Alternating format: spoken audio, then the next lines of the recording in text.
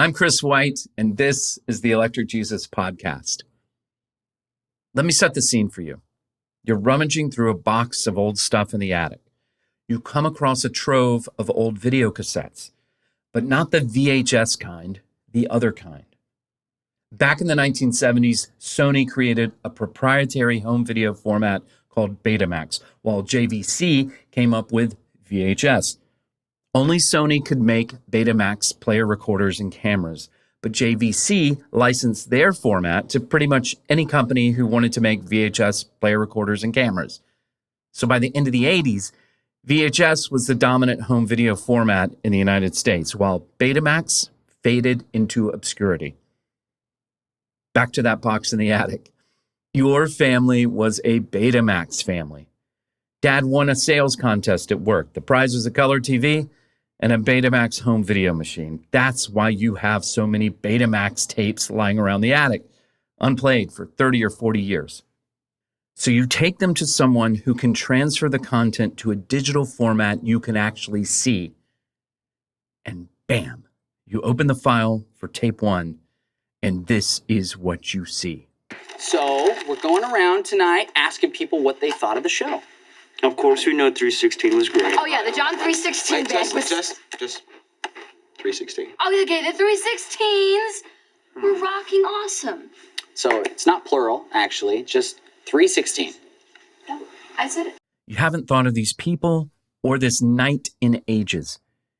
It's your sister, and she's sitting on a couch with 2 guys from that band. Another guy from the band, he's working the camera and talking to your sister. You keep watching. There's your dad. So young. And the man that managed the rock band. They're telling preacher dad jokes and eating something out of stadium cups. My God, those cups. You'd forgotten those too. And then it cuts to your other sister and you.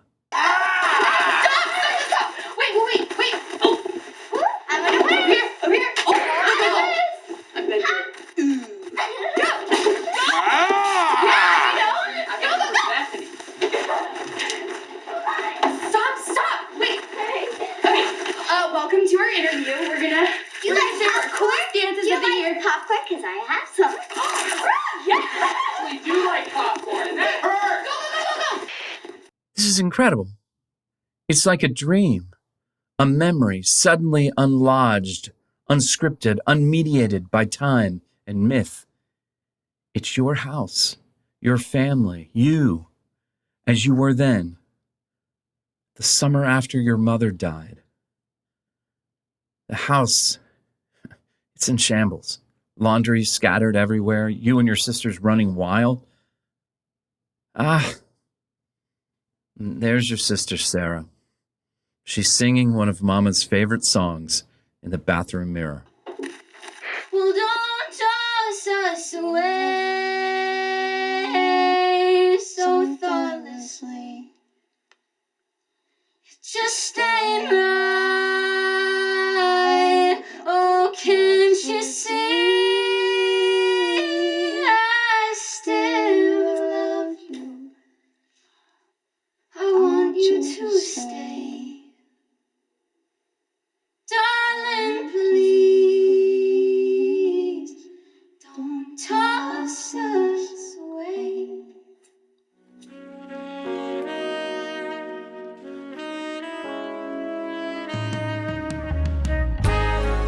Welcome to Season 2 of the Electric Jesus podcast. I'm your host, Chris White, writer, director, and producer of the 2021 rock and roll comedy, Electric Jesus.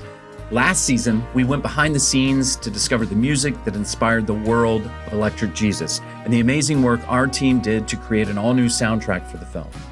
This season, I've selected 9 key scenes from the film to talk about with fellow artists, authors, academics, pastors, old friends, and new.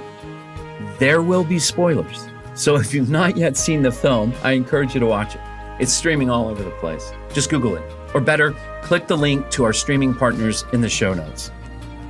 And if you have seen the film, well, I'm guessing that since you're listening to this, the film connected with you in some way. I'm glad. And I hope that these conversations add to your enjoyment and appreciation of Electric Jesus. Episode 1, The Power of Nostalgia. Laura Putney is a television writer and producer who makes her home in Los Angeles. A few years back, she and her writing partner, who'd met at LA's Acme Comedy Theater, found themselves in the writer's room for NBC's Mysteries of Laura, then Fox's Lethal Weapon, then Life Sentence on the CW, and now most recently Manifest, which started on NBC, but was brought back for a final season on Netflix. This is very cool. Laura Putney and her writing partner ran the writer's room and co-executive produced the final season, which I believe they're editing now. Yep, we're just finishing the final mix. Okay, so this is the end of Manifest, and Manifest is a show. It's a bit of a puzzle show. How are you feeling about that? Like landing the show? Is that like something you think about, or are you worried about, or are you like, I pretty much only think of that. I co-wrote the finale. Okay. I'm extremely invested in this. I think about it like, everybody has their own point of view about how they thought Sopranos ended, how they thought Lost, Seinfeld. The gold standard, in my opinion, is 6 Feet Under. Because they stuck the landing? They did it right? Stuck it. Perfect 10. Nadia Comaneci, hands in the air. Here's the kicker, for me at least. Laura Putney is one of my most cherished friends ever. We met in college. We spent our last 2 years of undergrad making comedy in an improv group called Idiom Savant. Sadly, we did not come up with that name. Our friend Jerry came up with the name. But we take credit for it. We is a broader term. We came up with the name. We, the group. The group, everything. It's so hard in improv to really assign ownership or writing credit. It's a band decision. But look, she is such an impressive, deeply, profoundly decent person. I don't think I've ever told you this, Laura. Maybe indirectly, not directly. But I'm so glad we met and that we stay in touch and still see each other ever so often. I'm proud of you, which I know sounds so patronizing. I don't mean it that way. It's true. You are a true talent. You are a gift, and the family that you and Jamie have built, continue to build. What an accomplishment that is. So you're not just like somebody who can write and is clever, though you are, and brilliant, but you actually are, again, just like one of the most impressive people I know. Well, I must say that I would never have written a word, pursued a career in this, lived in Los Angeles, been in the entertainment business if it wasn't for Chris White. There's no way I would have written a word.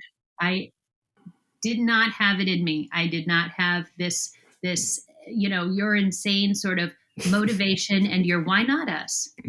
We could do this, go, why not you? Let's go. And I would not be in this job. I would not have this life. So. Okay. Well, you're a fairly important figure. Well, I'm sorry to your family then, for this, especially to your children. I'm sorry that's what happened to your mom. No. And we can just end this right now. Let's just end this right now. No, there's a funny story about that I want to. When my son was about 7 years old, and I had finally, started working full time on a writing staff. And full time is not, in the show wasn't like, crazy working till all nights like Friends writers did. We weren't working till 3 and 4 in the morning. We were off every day at 6. It wasn't like a crazy room hours. It was 10 to 6. That's a pretty sane job, sure. And so when I was asking him one day, I said, Judah, what would you like to be when you grow up? And he's 7. And he said, well, I know what I don't want to be. I'm thinking, an entertainment lawyer like your dad who works till all hours? No. He said, I don't want to be a television writer. So one job he doesn't want. And then I said, really? That's why? Because I've seen what it does to children. Oh, man. Oh! Well, it's a pleasure to talk to you about Electric Jesus today.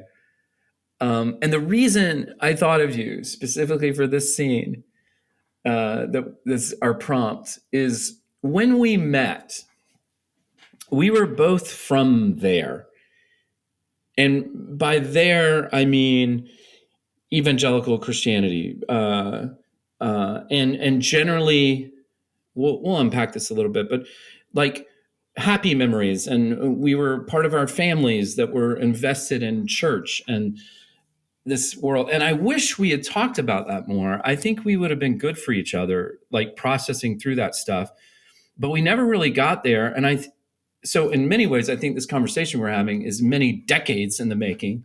But also, like, I think that there was some degree, even at the college we went to, which was not a Christian college, but had religious affiliation in its history. And the presence of specifically evangelical Christianity was very prominent on campus, right? But especially in the places we were starting to explore, which had to do with theater and literature and this sort of thing. It wasn't like we were walking in like, I was like really involved in my youth group. And have you heard the new Amy Grant record? I mean, it's fab. Like there was a little bit, am I wrong? It seems like there was a little bit of, maybe shame is too hard a word, but like a little bit like that would be a little corny if we kind of went there. Is that how you felt? I know I felt that way. Yeah, for sure. It would be corny. I mean, to this day, my security question on everything is, what was your first concert? And I'm like, Amy Grant. That's a pretty good one though for first. I mean, not to the world. No, not to the world. Not to the world. No, everybody else is like, I saw Bruce Springsteen at the Garden, and everybody else is like, my first concert, that was In Excess. That was very end. Yeah, right.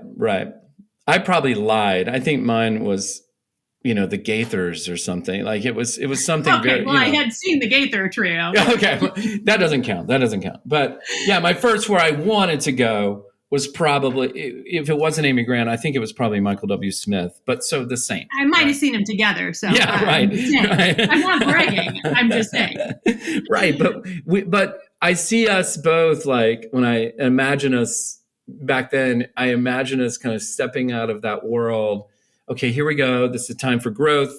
We're going to a place. We're going to create a new life. I mean, you moved a lot farther to go to school than I did. I believe. Were you coming from Minnesota or Texas? Yeah. Okay. Okay. So you were arriving in this place and it was a chance to like, in a lot of ways, like create yourself, create an identity for yourself. And as you stepped into that, as I stepped into that, I definitely felt like it wasn't that I didn't believe. It wasn't that somehow I'd lost my faith. I think I still believed the tenets of Christianity. I think I was still a believer, but it just wasn't something that was going to be part of my college life. Is that how you felt when you came? I think I was more connected. I thought it would be more part of it. And my first year, I went on retreats with, maybe it was like Fellowship of Christian Athletes or Young Life, or I don't remember exactly which group, but I was taking the bus to Sunday school. Oh, wow. Downtown, so I thought I would be more connected than I ended up being. And I think it wasn't a stick, it was a carrot. These other things were just really wildly interesting to me. But I had already made a reinvention of myself just a year before, and I'd gone from my big youth group culture. The kind of place that you're talking about, very mega church, where all of the things from Electric Jesus that is the life, Yeah, right. Lock-ins, and the church had its own set of roller skates in the gym. Wow. Oh, that's cool. Yeah. We had two gyms at our church, Yeah. And it was, 3,000 people or whatever. And across the street was my high school. And that was a big Texas high school. This is in the suburb of Dallas. And so the crossover between youth group and, all the cool kids were in my youth group. Okay. So when we went to summer camp, that was like important what happened there. Like it really translated over. That was the culture of the high school as well. So like there was cultural cachet in in my church activities. What kind of church was it? Like what denomination, or was Southern it Baptist? Southern Baptist? Okay, yeah.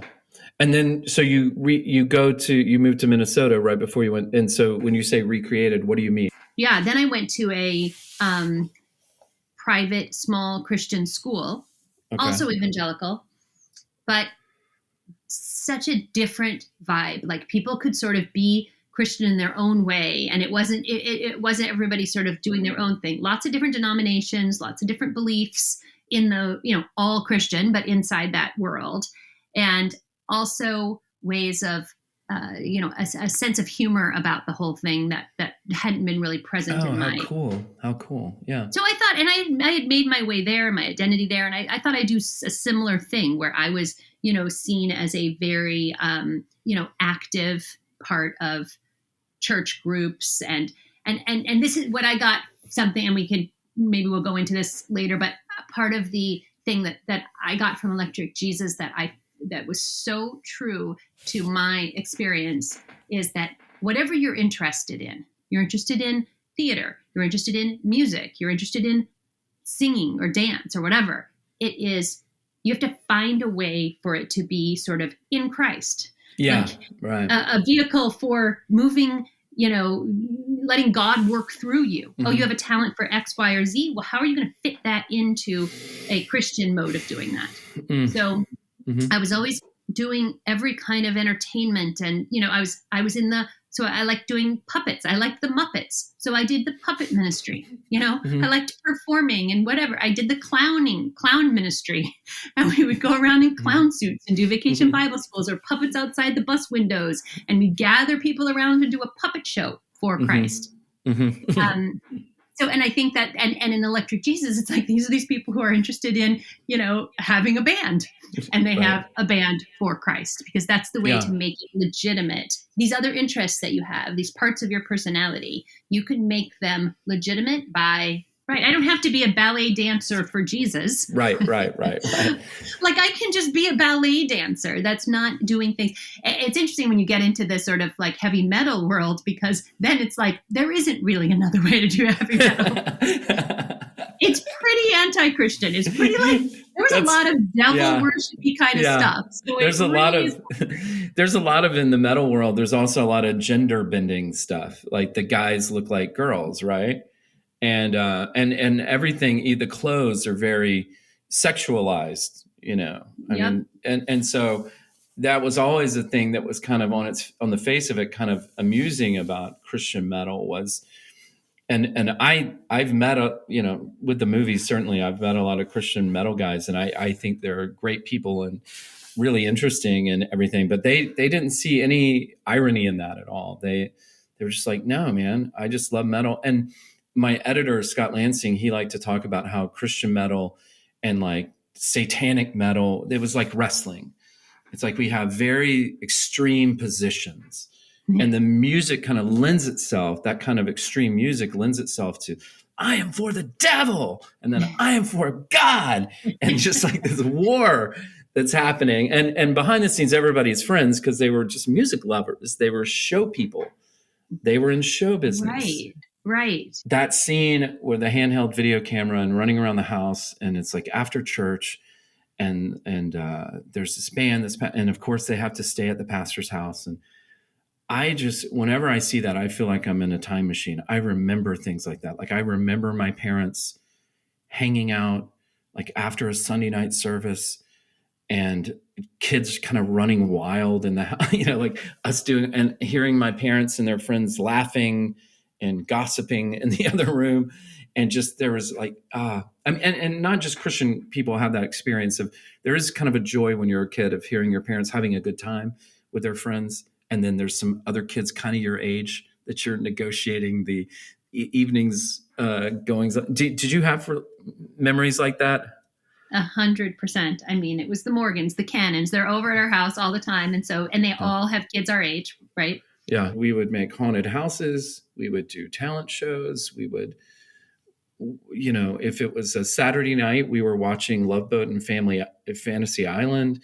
I mean, like, it was just, I just felt like that's what you did when your parents had friends, and it didn't occur to me that all of us were from the same church, and there was nothing religious about it in nature or anything. It just felt warm.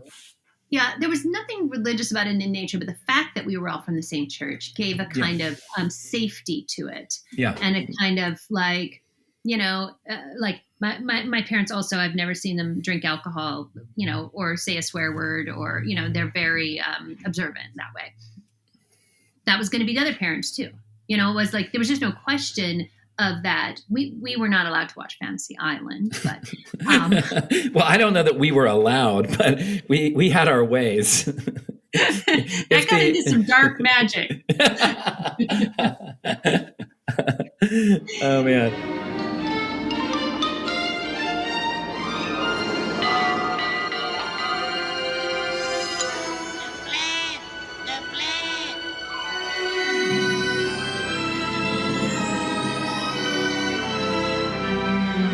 I guarantee you there is some kind of Christian Bible study or that's doing a manifest thing. I promise you that there is some kind of Christian interpretation of manifest that is happening in a formalized way.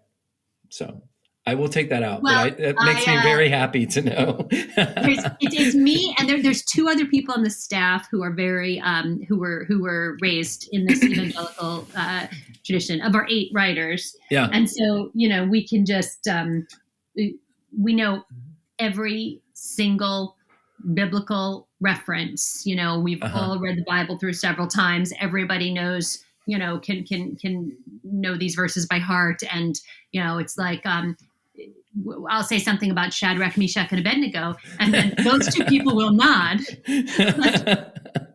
And then I'll start with Shadrach, what kind of name is that? Meshach.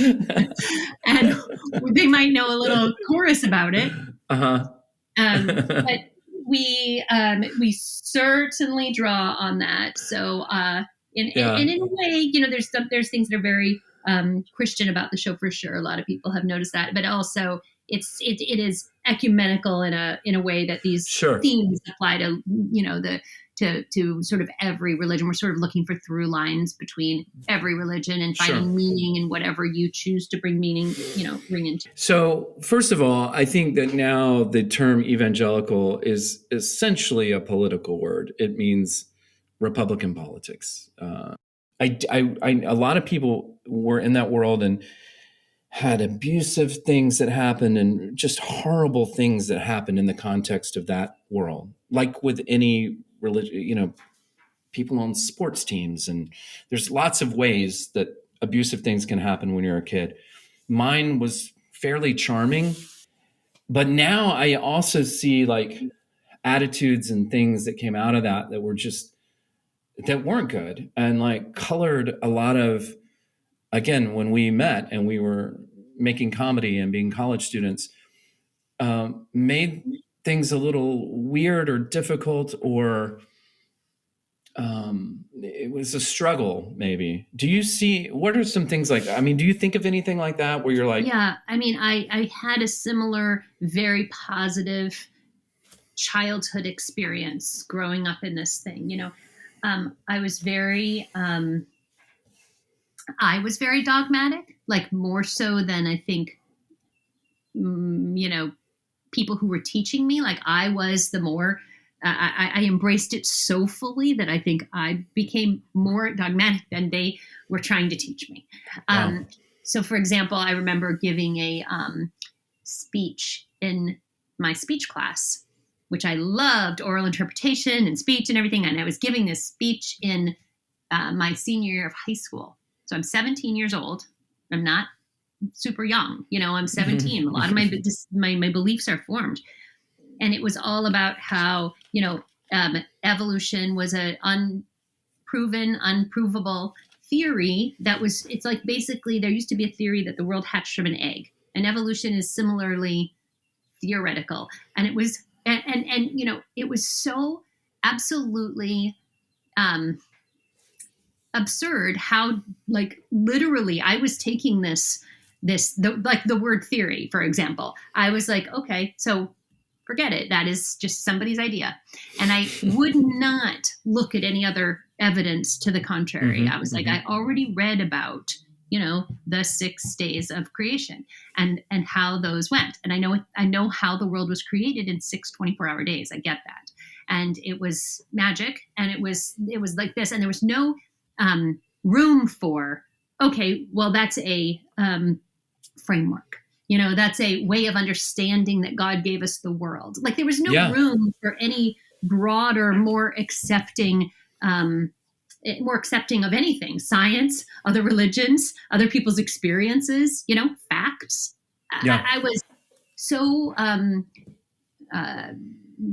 I think, dogmatic about it. And I think it was my then process of, and I'd say it was hard, but it wasn't one of the hardships of my life. Then I just went through a process of, in college and continuing into law school, opening up that dogmatic lens, instead of really actually befriending people who weren't Christian. And that was who weren't Christian the way I was Christian, instead of befriending them in a way that I felt I was helping them, that I could save them, that I could, that I would pray for them. And I felt sorry for them. All the Catholics that were my friends in high school, I felt so sorry for them because in my worldview, they were going to spend an eternity in hell. Yeah. And so I would just pray for them and pray that they would come to church with me and try to get them into church, as opposed to just like thinking, okay, they have equally valid points of view and things to offer me, that I came from this really arrogant place of all knowingness, because I had the Bible behind me and the Word of God behind me. So I was like, almost, I became the judger, the answer, the answers. I had the Word of God, so I knew things that other people did not understand. I totally relate to that. I felt the same. I just don't understand why there wasn't anybody in that world just saying, like, let God do what God's going to do. Like if you meet somebody and they disagree with you, or they're living in a way you find objectionable, or maybe you're right, maybe they're right, I don't know. But if we're worshiping the God of the universe, then maybe he's got it. Like maybe this will work out. Like that urge to, well, in the movie we say make Jesus famous, that like dogmatic desire to like have an answer for every question. Like I've found so much comfort in, as I've become an adult, just not knowing the answer and just saying like, I don't know.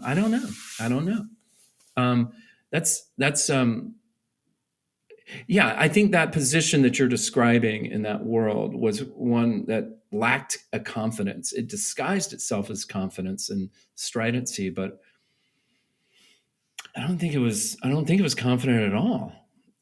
Or it wouldn't pass any kind of intellectual rigor, which I think that's what ended up happening. You started encountering people who were intellectually rigorous, and I don't know, was anybody ever mean to you about that? Like, you're an idiot, this Christian stuff is wrong? Or did you have teachers that were kindly guiding you? How did you feel about that when you were in college? I would say kind guidance. Kind guidance was the was what I meant.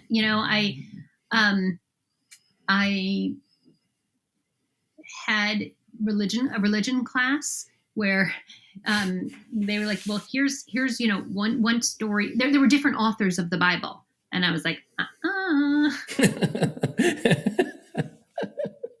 no.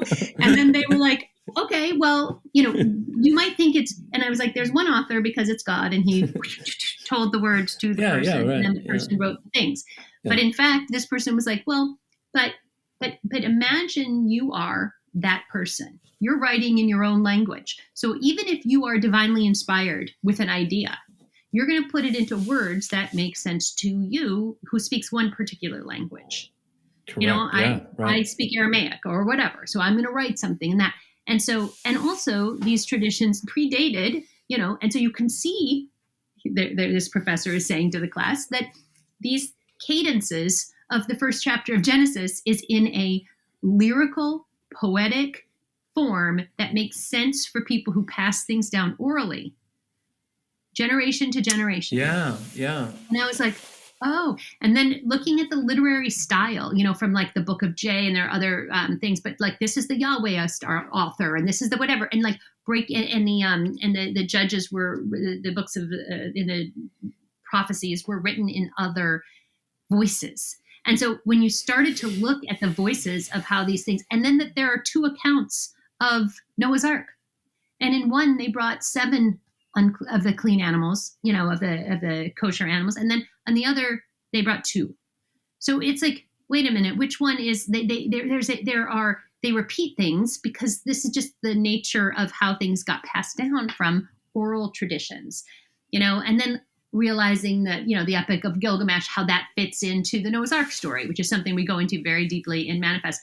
But it's like it was a very interesting, when the doctrine that I'd been taught met up with everything else I had learned that I had kept super separate. Intellectual rigor was on a different, place. Interpreting literature, I was super interested in that. And that was one of my favorite classes were English classes. And those were separate until I started to apply those same techniques I was learning in those classes to the Bible. And it started making me really rethink not only what I'd been taught, but how I had interpreted what I'd been taught in more dogmatic ways, even than it was taught to me. You might say that God's dead and I'm out of my head, but of one thing I'm sure: if this is a sign that I'm losing my mind, I hope I'll never be cured. If I'm dreaming, don't wake me, just let me dream on. I'm just so this is the big reveal of this conversation, which the big reveal to me is that we were just kind of circling each other with a secret, and the secret was how devout we were and how much we were trying to sort through everything. And we just weren't, and we became very close friends and were yucking it up with our comedy buddies, which interestingly, we never drank in our comedy group. We didn't do vices with our comedy friends. Do you remember that? There were no vices. Or none of our, we could have been, the group that I think is the most like us is Studio C, which is the sketch group out of BYU.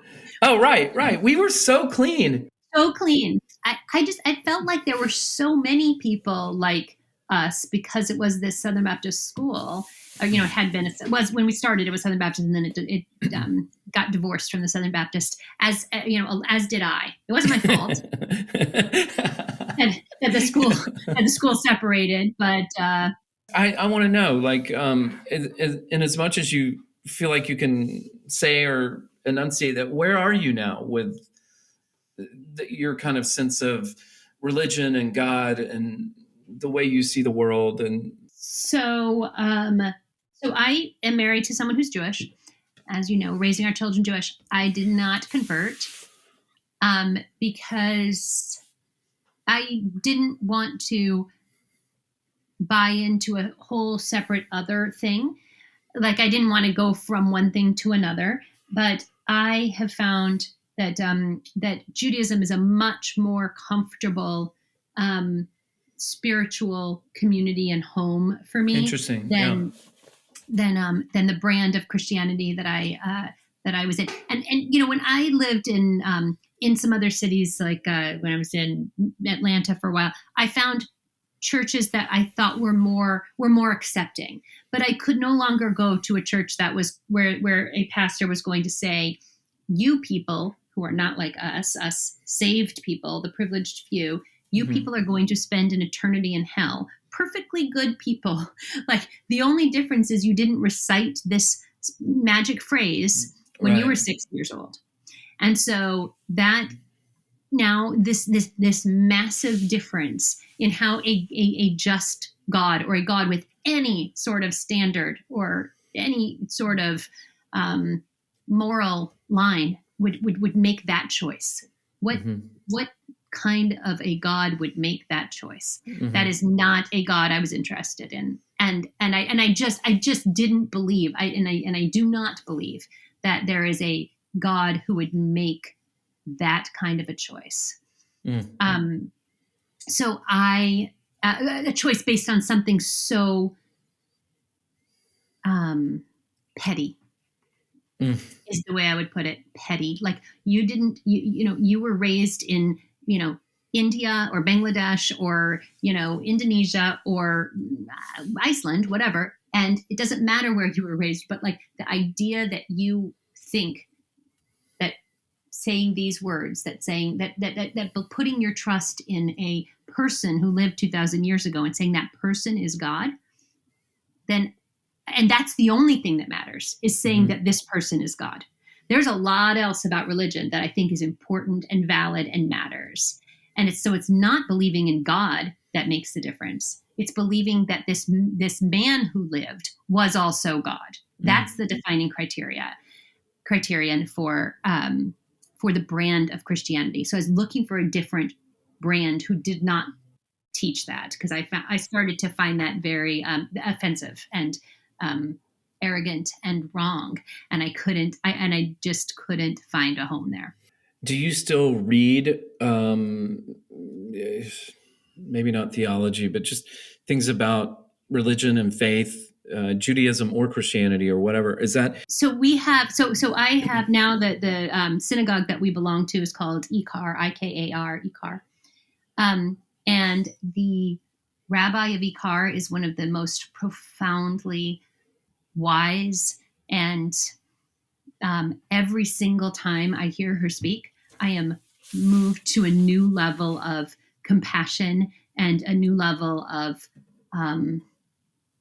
moral responsibility and engagement with the world. And I think about the big picture of I'm living in this moment in history. What is my obligation? What can I do to make the world a better place? Is just constantly something that I'm thinking about and reconsidering, because she is extremely, extremely brilliant. She's very well known. Her name is Rabbi Sharon Brous. But it's a worldview that I find really relevant to me, really speaks to me. How does that? I'm going to assume that your parents, your family you grew up with, they're probably not on the same page in that way. How do you? Maybe True. They are. Okay, so they're not. How does that interacting with them, and how is that for your relationship with them? Is that a stressful thing? Have you made peace with that? Where is that in the family dynamic, in your nuclear family dynamic? I mean, we could do a podcast series about that. You might. It might be very helpful for a lot of people to hear. The ins and out. It certainly is a a constant source of, I think, stress for all sides involved. I think my parents deeply worry about their grandkids going to, hell. Feel very sad about that. That's the most important thing. And so I think, in their minds, the most important thing for me to do as a mother is to raise my kids to love Jesus, to, go to heaven. And in their view, that is a very narrow thing, and I think, so I have kind of failed in the most important thing that I could be in the world or do in the world. And so that's just something that it's hard as a daughter who loves her parents. And I think that they did, they're the world's best parents, honestly. But it's very hard to disappoint them in that very fundamental way. So that's like a big source of kind of, something I live with. Do they have any, and as you're thinking about them, is there any corner of their theology and any corner of how they creatively think about God that there's like a fingers crossed holding out hope that maybe there'll be some allowance made? For Jews? Yeah. Yes. So I mean, and you probably have seen, know this a little bit too, but when we were growing up, I mean, there wasn't a big, we needed to go save like the Catholics and the people in cults like Mormons. Right. There was a lot of that, Mm-hmm. and there wasn't any go save the Jews idea, because it felt like the Jews had their own covenant with God, and they were the chosen people. And there was a lot of, this gets to politics, but evangelical Christians were really into Israel. Like, we were always really supportive of Israel. And it would be, I didn't ever question that. I mean, I kind of understood. I was like, yeah, Jesus was a Jew, so yeah, we love him, right? We want them to have their own country. And and we also hate communists, and we kind of think Armageddon's going to be Russia, and we're trying to align this geopolitical, whatever that was. Right, but that was part of it, because in Revelations it suggests that the formation of the state of Israel needed to happen in order for things to move forward towards the end times. And so that was my understanding, was that's why we were so supportive of Israel growing up. But I also felt like Israel was like, Jewish people were like ancient, like that felt like it was mostly about Israelites. Like what happened with the Israelites back in, in the Babylonian exile. Like, that's what I thought of as Judaism. I didn't think of it as a current day. And then, of course, we learned about the Holocaust and that was I understood that there were Jews in the world. We always talked about the Jews, right? Like, we would talk about the Jews in the context of Sunday school. So the Jews were wandering in the wilderness, and it's almost like Moses was a Christian, like we're kind of right. That was us. We were the Jews. Us. We were the ones. Yes, totally felt like that. I'm sorry about that. I'm sorry about that with your family.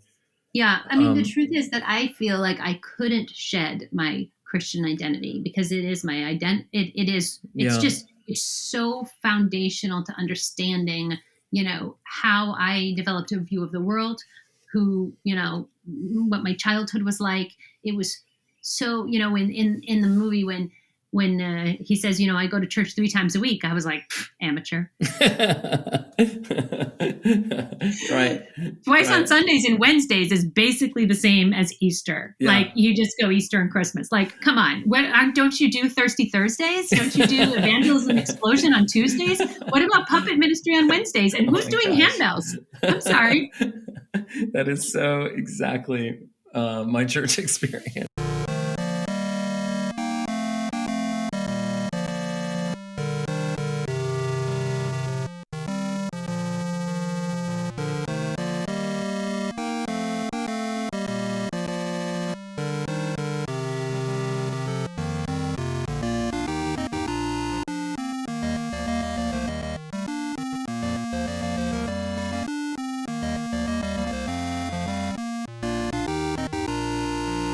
Autumn Shackelford and I, we grew up in a Southern Baptist youth group in West Columbia, South Carolina. Indeed, the very youth group and culture that inspired the film Electric Jesus.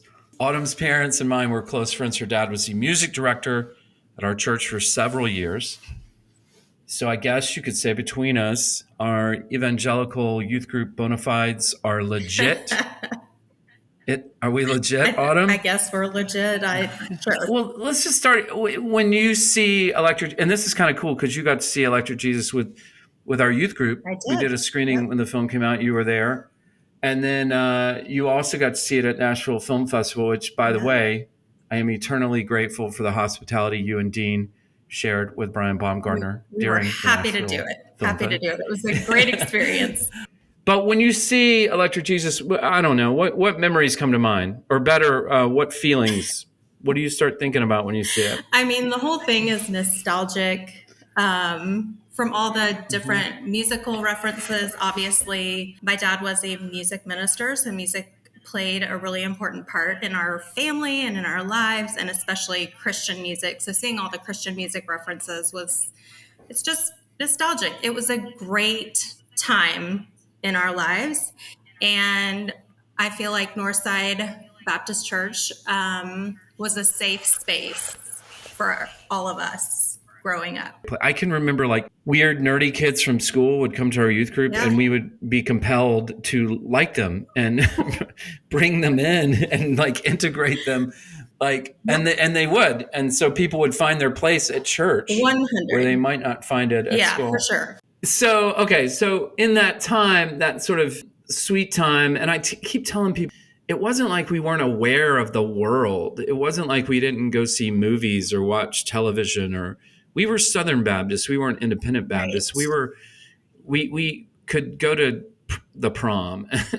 We weren't isolated from everything that other teenagers would experience in the world. No, I mean, you and your sister and me and my brother and sister were all in public school.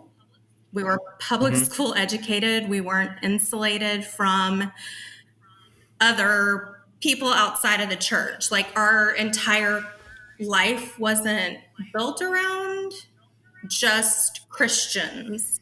Yeah. I mean, it was super important for my parents always for us to have non-Christian people in our lives. Now, was that, and this may take speculation on your Sure. part, they're not here to answer this question, but was that like purposeful, like we want them to come to know Jesus, or was that we don't want you to be weird Christians? We want you to have friends that are normal. I mean, I think there was always like a little bit of an evangelical slant to the purpose, but I think it was also that it would serve us well in our lives to know a large swath of people and not just one type of person. It helps when you get older to get along with a lot of different people. I mean, obviously there was some good, wonderful things that came up growing that way, especially the safety of the nest of that. But then what were things that you carried out of that you feel like as an adult thinking back on yourself and your life that weren't so good about that? Probably the worst thing and the thing that I've had to challenge the most is the surety of what we believed. There was not, I mean, even though we were told all the time, ask questions, challenge God even, it was assumed that in those challenges, in those questions, that the answer was always going to be surety. You were always going to come up with the quote unquote right answer for whatever questions you were having. And I just don't think that anything, religion, God, anything, falls into surety in our lives. Yeah, I think that, well, let me say this, what you're talking about, this idea that, yes, ask a question and I will give you the answer. And not like ask a question and we'll puzzle over it and go, and then we'll just kind of like sit with the question or sit with the mystery of it. That wasn't a part of our tradition. No, and there was no option of trying to explore any other option. Meaning options, you mean like explore Islam, like another religion? Sure. Or more like different flavors of Christianity? Okay, so just saying, okay, so when in your life did you start encountering people that were like coming at the world in a totally different way from you and it kind of started blowing your mind? Once I was in a career and working full time, and I was actually at an international organization out of Dallas for a lot of years. And so I met people from all over the world. And at some point it occurs to you, which maybe I'm just a little slow and I'm okay with that, that there are people that believe things that are very similar to Christianity, and they feel the same way about Christians as we've been taught to kind of feel about them, that they have the answer and our answer is incorrect. And so then you're like, how can it be that just because I was born in the United States into a white evangelical family that my answer is right, whereas this person who was born in the Middle East somewhere, just by matter of being born where you were, we believe two different things. And if you had never met them and they had never met you, you might never have known about the other person's absolute beliefs or, this is correct. And how would those ideas on either side ever have been challenged? You could have just lived your whole life in a bubble with a bunch of people that agreed with everything you believe. And that's kind of mind blowing. Yeah. Because you sit there and you're kind of like, how did your brain and heart, like, how did you process that?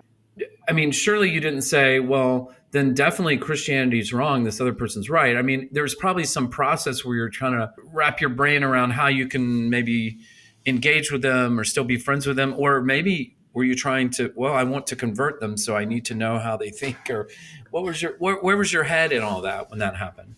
I mean, I know that as a person who grew up evangelical, that your focus is always supposed to be converting them to your side. My interest was always on how can I find any commonality with this person and show them love, because until I can get to the part where I fully embrace this person and love them, there's no point in having other conversations. Yeah, I can remember things, maybe like a youth group mission trip or like a backyard Bible club kind of scenario. Yeah, sure. And I think about it now and I'm just like, how absurd that teenage, like 15-year-old me was telling some stranger, like, this is the truth of life and this is how it should be. Like, especially like older people. One time I was in kind of a bad mood or something. And I think they were like Mormon missionary people came to my house. Yeah. And they came to the door, these two guys, and they're super nice, as they always are. Of course. And I was just like, am I married or divorced? I'm like, I don't know. I was like, do I have any children? And if so, what are their ages? I don't know. Am I employed, unemployed? Are my parents living or dead? Like, I just, in an annoying, sarcastic way, I was pointing out, you know nothing about me. Right. And yet you've shown up at my door to talk about the mysteries of the cosmos. Right. And how it applies to me. It just suddenly seemed so absurd. And I was just like, you guys, I mean, y'all got to just hang out with me for a while or something. There has to be some basis of relationship before you can start talking about whether or not God is real. If Joseph Smith actually saw something in a desert and there are old plates somewhere, whatever. Right. Or if Xenu exists, or whatever his name is from Scientology. I mean, okay, so you got a lot of good info, man. You know a lot about these fringy quasi-cult religions. I think maybe you've had some conversations, unlike mine.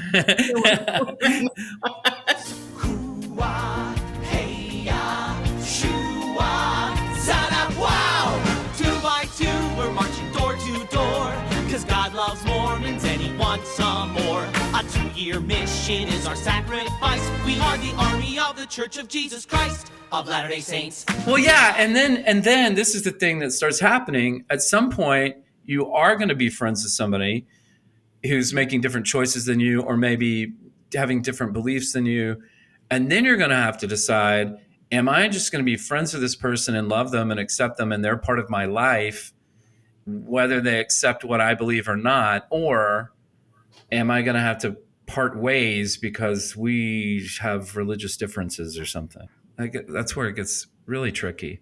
Right. Trickier when you marry that person. Oh, yeah. Well, talk about that. So you've married somebody who doesn't believe. Right. Was he raised like you were, or it just was never a thing for him? Not at all. Okay. No. So he just comes out totally different. And I assume you knew that when you married him. Of course. So how did, churchy teen Autumn get to a place where she married a heathen like that guy? I think that was when a lot of my assumptions were challenged because I saw this guy that I loved everything about him. He had great character. His word was his bond. He has more integrity than most pastors I've ever known in my entire life. He loves the things that I love. He loves music. He loves all of these things. You start to go, wait a minute, maybe there's something there that I don't understand. And I think it's interesting. I had a conversation with a friend one time about my husband specifically, and she said, you have to remember that you'll know Christians by their fruit. And I see fruit of good in my husband that I don't always see in Christians, especially in the current environment that we're in. Well, just for this conversation, I know your husband, and if you and I ever wound up on the other side in heaven, and he wasn't there, we would have to speak personally with God about that. We would just have to have a conversation. There need to be a meeting, and I think just knowing you, I wouldn't have to prompt you on that. I think you would probably be saying, one moment, Lord. What about, is there any part of your belief where he met you or where you were coming from? Does he ever say, yeah, that could be kind of cool, or that part I kind of buy, or that, is there a back and forth with that? I guess I don't know where you would stand now or where you would say you are with your faith, but given where you are with your faith or your understanding of God, do you guys have places where you do overlap and come together? Or I think early on, we've been married for 10 years now, and I think early on it was very much one-sided of Autumn, I want you, my husband, to be at church with me every Sunday. And there was a strong push by a lot of people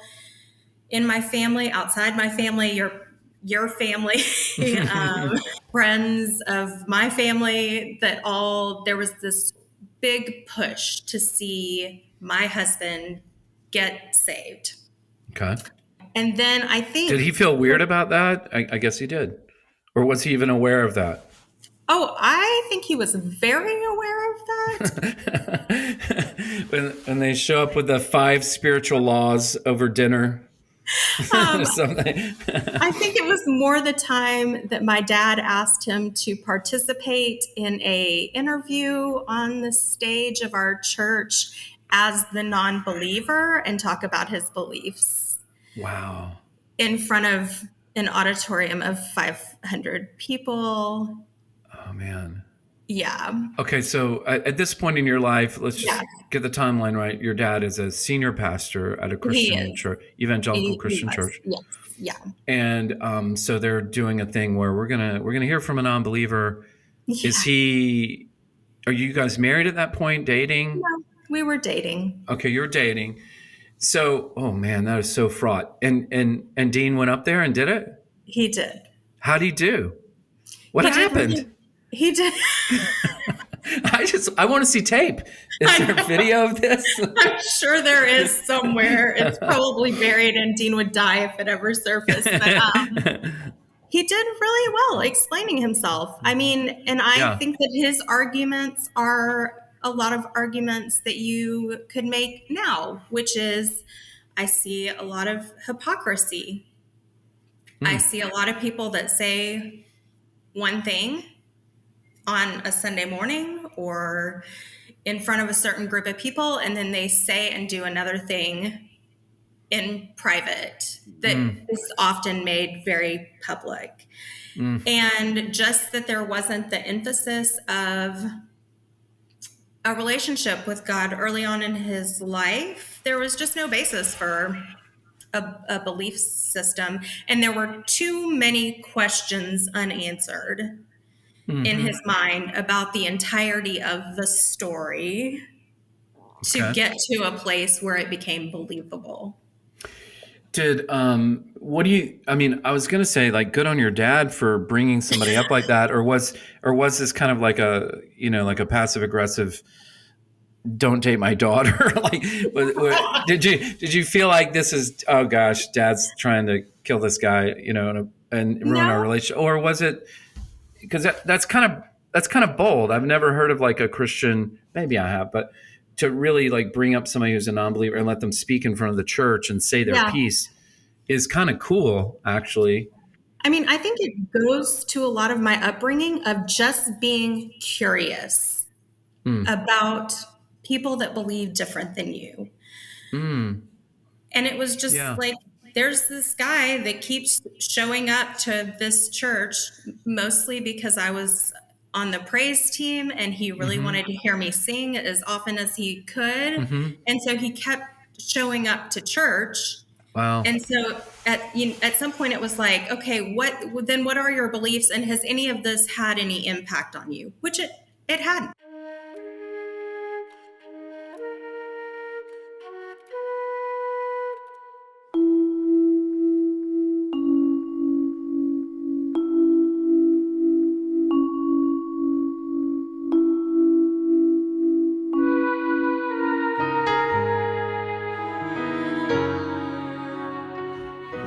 Let me ask you this, because I just realized as you were talking, as we've talked about your parents and stuff, you did grow up with that behind the scenes view of the inner workings of church and religion, especially the evangelical variety of that. Do you ever wish that wasn't the case, that you were more outside looking in, or do you feel like having that seat, behind the scenes has helped? I've thought a lot about like what my life would look like if I hadn't grown up the way that I did. Where would I be? What would I be doing? What would my life look like differently? But as we all know, our lives are what they are. I can't change what it was. Right. I saw some really great things behind the scenes and was got to be witness to some really amazing things and got to be party to some really terrible things that are damaging. Terrible in the sense of just hypocrisy, or, oh, that person's acting one way and there's something else, or just like church members are really mean to my dad, or I don't know. Like, I don't know. I can't imagine what it'd be like to be a pastor's kid, but I would imagine you take a lot of. I mean, you're just under the microscope all the time without ever wanting to. But there's a lot of kids that are in that. I mean, if your mom is a teacher at your school, right, you're under the microscope all the time. If your dad is a state representative, you might be under a microscope at some point. Yeah. And so but I saw people be horrible to my family. My dad was actually fired from a church because my sister wasn't healed of asthma. And so clearly my family was operating out of unbelief or out of some sort of secret sin that was preventing God from healing my sister. So then 2020 came along, and of course there was a global pandemic, and we spent a lot of time at home. And I took that time, and this will shock you as well, to read the Bible through for the very first time in my entire life. Okay, cool. I had done Bible studies and whatever. Sure, and heard sermons and Beth Moore and the whatever, but it's never been like a comprehensive overview of what this thing that I have always said that I believed in actually said. Okay. And it was surprising to me that I got hung up in Genesis. I got Autumn, did you finish it? That's the first book. Okay, so you did. You continue. You didn't get hung up and like, forget this. I'm not reading the Bible. No. But it was the thing of, oh my gosh, there are stories in here in Genesis that are shocking. That no one wants to. I've never heard a sermon on Lot and his daughters. Like nobody is preaching about Lot and his daughters. Okay. They're talking about Lot before that, the pillar of salt, but they're not talking about what happened after. Like it didn't exist. And so I was like, holy cow, this, if we're going to read this literally, then these things happen. Atrocity after atrocity. After atrocity of, God's chosen people killing children and families. And you're like, man, okay, I've always heard that this is really bad, but it's really bad. But then we have the Savior come. Yeah. But it's like, if God is the same yesterday, today, and tomorrow. Yeah. What was he up to back then? So we get to this character, we get to Jesus, and you're like, well, I'm digging Jesus. I dig the Jesus. But his dad, he still has this abusive father. Yes. Something like that. So in which case, we all have an abusive father.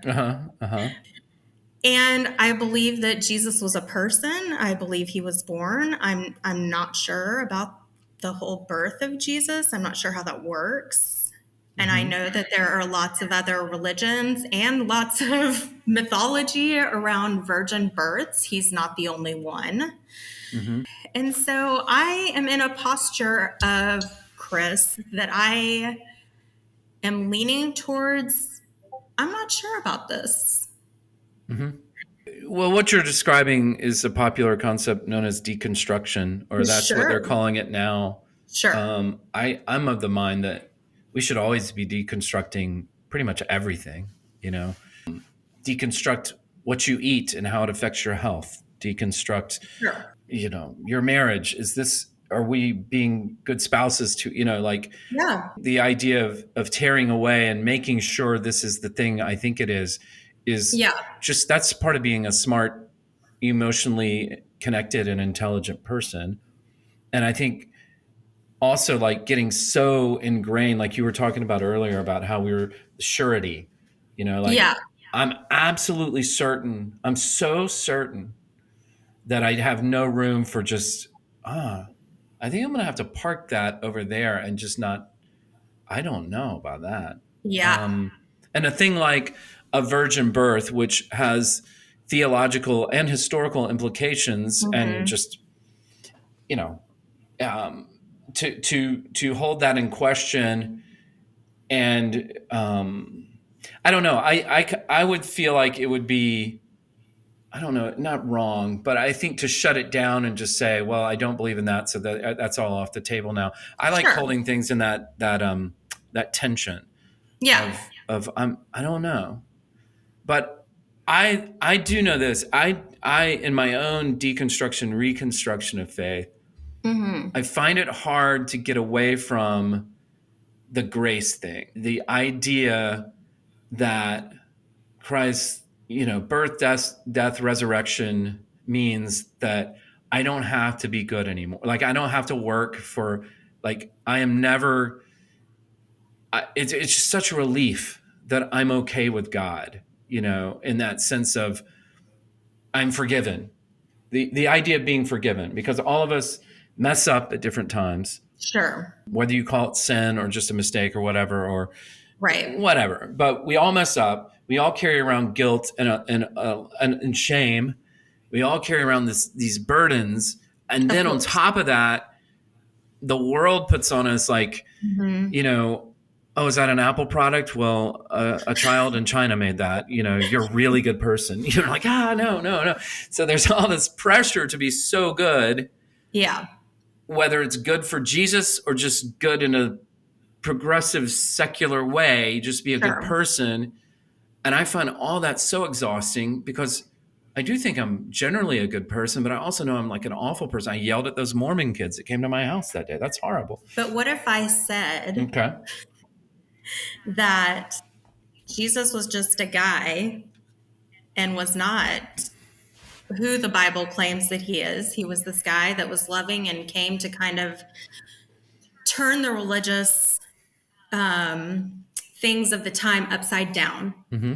But let's say he died, and so let's say he didn't resurrect, and so there is no savior. Mm-hmm. Then don't you just have forgiveness and then you can just live? No, you don't. And then it's pretty dire. It's just be as good as you can possibly be. I mean, I don't think I can be that good. Like at that point, I'm in a existential struggle. Well, okay, first of all, my faith, the part of my faith is I do think he was God-man. Like I do think that, and I do think he physically rose from the dead, which sounds fiction-y and is hard to prove and maybe impossible to prove. Sure. So I'm going to be like, well, I can't prove that, but I'm going to believe that. It becomes a mystery. Like I don't have this kind of alchemy that locks it in for me. It's just sometimes I'm like, it's not weird coincidence or sentimental. It's just there's something so perfect and exclusively, there is something exclusive about Christianity in that sense. There isn't another religious leader who lets you off the hook, I guess. And to me, Christianity properly understood, or the reason why it's good news, is you are now off the hook. That makes me cling to the faith. And I don't cling to the faith like out of comfort that, oh, when I die, I'll be in heaven and I'll see my grandparents or something. I don't really think of it that way. And frankly, I don't care if it's just a dirt nap when I'm dead. I mean, I don't care. Yeah. I buy that it's going to be different. I buy that there's something that happens after death, and it has something to do with Christ. Yeah. I mean, this is the quandary that I find myself in, because I'm as sure that it's true that I am, that it is 100% not. Yeah. Oh, well, I mean, that puts you in great company.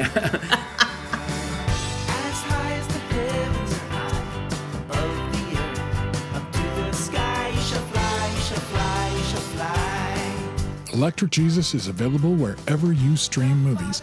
Check the links in the show notes to find the award-winning film, the soundtrack, a merch table filled with cool EJ stuff, and links to our guests and their work. If you enjoy the podcast, please be sure to rate and subscribe to it on your preferred player, and check out all the amazing extras we curate on the Electric Jesus YouTube page. Thanks for listening. You shall fly like an eagle in the wind.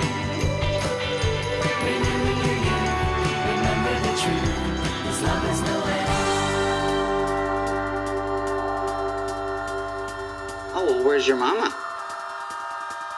She died.